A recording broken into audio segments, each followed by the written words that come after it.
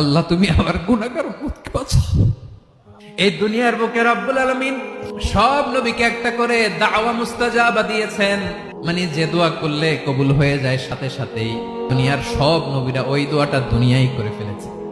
বিশ্বনবী বলবেন, আল্লাহ ওই স্পেশাল দোয়াটা দুনিয়াতে করি নাই, আজকে আমি তোমার দরবারে দাঁড়িয়ে কিয়ামতের দিন ওই দোয়াটা করছি। আল্লাহ আমার যে উম্মতের হৃদয়ে যাররা পরিমাণ ঈমান আছে, আমার একটা উম্মতকেও তুমি জাহান্নামে ঢুকাতে পারবা না। বিশ্বনবী পাগলের মতো একবার হাউজে কাউসারে যাবেন, একবার সিরাতে যাবেন, একবার পুলসিরাতের দিকে, একবার হাউজে কাউসারের দিকে পাগলের মতো দৌড়াতে থাকবেন, তার কোন গুনাহগার উম্মত যাতে জাহান্নামে ঢুকে না যায়। উম্মতি বিশ্বনবী আমার জন্য কাঁদবেন, আপনার জন্য কাঁদবেন, আমাদের জন্য সেদিন কেঁদে কেঁদে জাহান্নামের দরজায় দাঁড়িয়ে আমাদেরকে টেনে টেনে জান্নাতে ঢুকাবেন।